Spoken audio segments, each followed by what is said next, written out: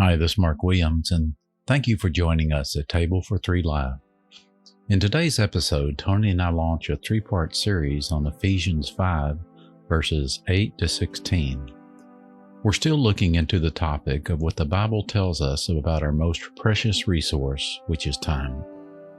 We noticed a rather odd instruction in Paul's letter to the Ephesians. He told them to make the most of the time because the days are evil. It will take us about 3 episodes to unpack this short verse. We found a trove of treasures in this passage by taking our time with it, savoring it word by word, and going back to the original language. As always, this episode is recorded live and unscripted from the morning Bible studies at our kitchen table in Austin, Texas.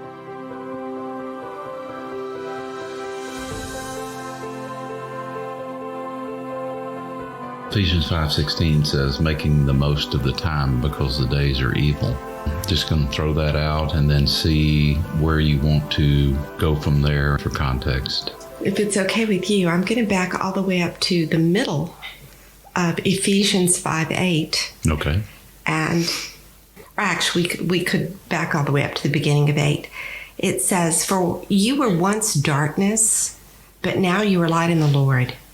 Walk as children of light. I'm going to go ahead and read all the verses. This is Ephesians 5:8 through 5:17. Okay. For you were once darkness, but now you are light in the Lord. Walk as children of light. For the fruit of the light results in all goodness, righteousness, and truth, discerning what is pleasing to the Lord. Don't participate in the fruitless works of darkness, but instead expose them. For it is shameful even to mention what is done by them in secret. Everything exposed by the light is made clear, for what makes everything clear is light. Therefore it is said, get up, sleeper, and rise up from the dead, and the Messiah will shine on you.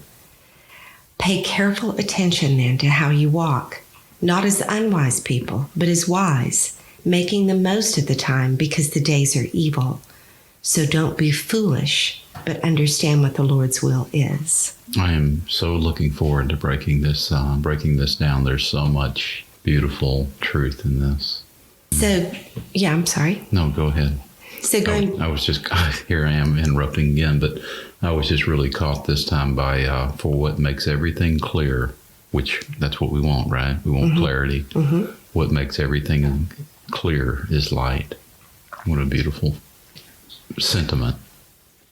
So going to 5:8, for you were once darkness, but now you are light in the Lord.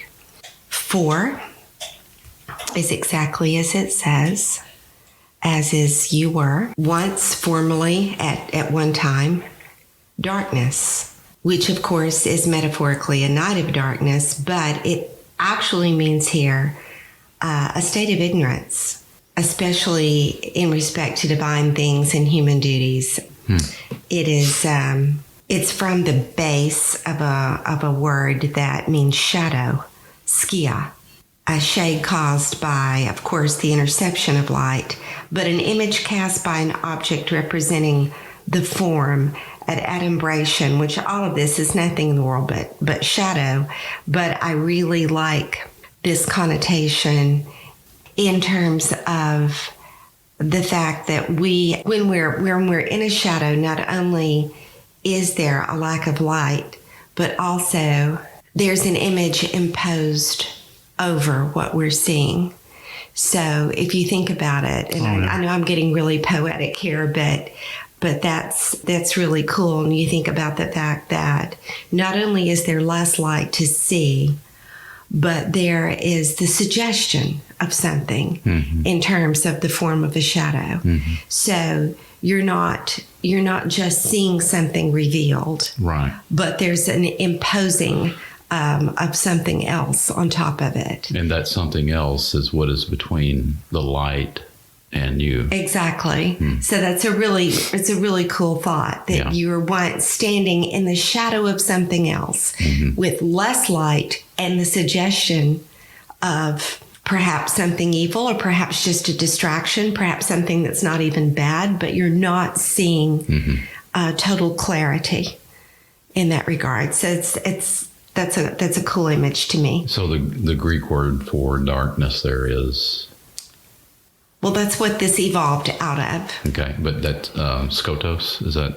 Skotos. Okay. And the base of that is skia, okay, which is actually shadow. Great. All right. So once we were standing in shadow, in darkness, but moreover, now at this time, this presence, you are light, which of course is exactly what we would think in terms of revealing, of being able to see completely because the light is bright. Mm-hmm. But metaphorically, it is of course God, because light has, and I love this explanation, because light has the extremely delicate, subtle, pure, and brilliant quality. Hmm.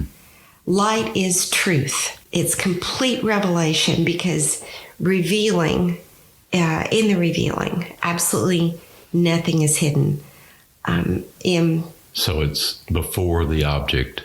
It's the purity in terms of shadow. It's the purity that exists before the object. It's the sun above the clouds. Yes. And it's from an obsolete word meaning theia, which actually means to be made manifest. Okay. And I think that's probably the best way to understand this. It comes from an original base, phemi, and phemi is to be made completely known, a full declaration. Oh, okay. So if we look at this, we can understand that, to say that now we're in light, now we're standing in a place where everything is made known. There's nothing hidden. There are no secrets because there are no shadows. There are no imposings of other objects, and certainly there is no darkness. Mm-hmm. So every single thing is made manifest by rays of light. It is made known. And can you just go back to your light, and that word is? That word is phos. Okay. Before we break it down to phemi. Right, okay. So phos is from an obsolete word pheo, mm-hmm. but from before that, phemi. Okay. And this shining and this illumination by rays can mean, and this is especially dear to me, because so much of my current work is based around the idea of firelight. Right. And this can be actually sunlight or firelight. Of course, the sun is made of fire. Mm-hmm. But this is, again, that image is dear to me right now because I'm working so strongly with that metaphor. So once we were in darkness and shadow, mm-hmm. but now we are in light where everything is revealed in the Lord.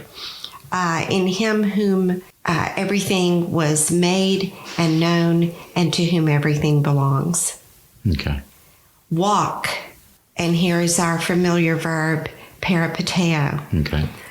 Make your progress, make your opportunity, make use of your opportunities. As children, the offspring, and those which are claimed by and affiliated with the light. And this again is phos, very same derivation from phemi.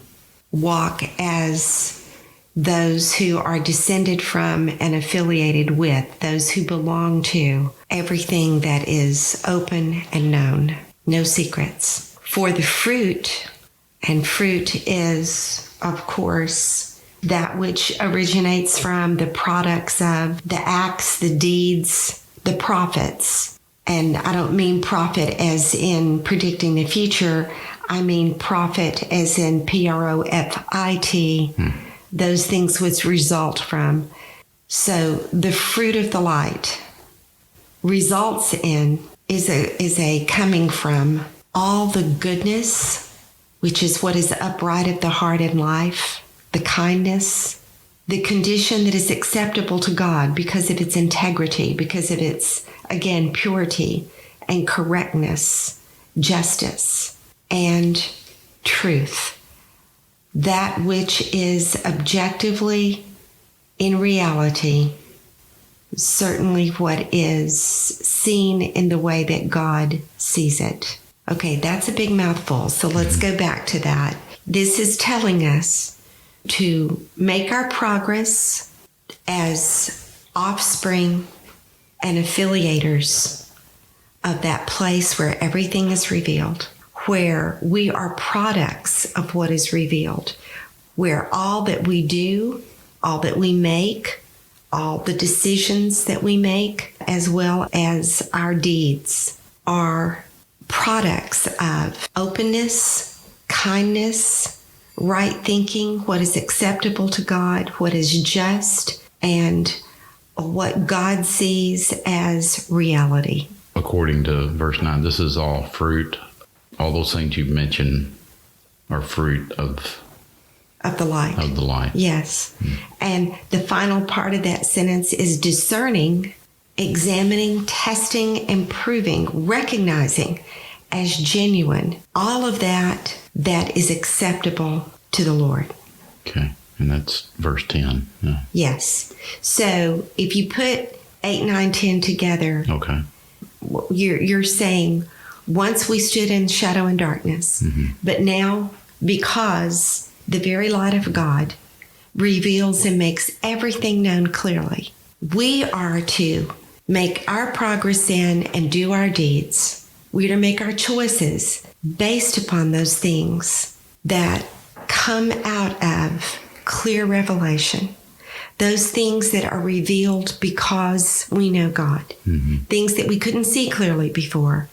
Now we can operate in a realm of kindness and justice and everything that is acceptable to God. How differently life would look, and I'm not going to riff on this, one statement, how differently life would look if every choice we made, every thought we think, and every deed we do is made out of a revelation of what God has shown us to be true. Sure. And that's exactly what this is saying.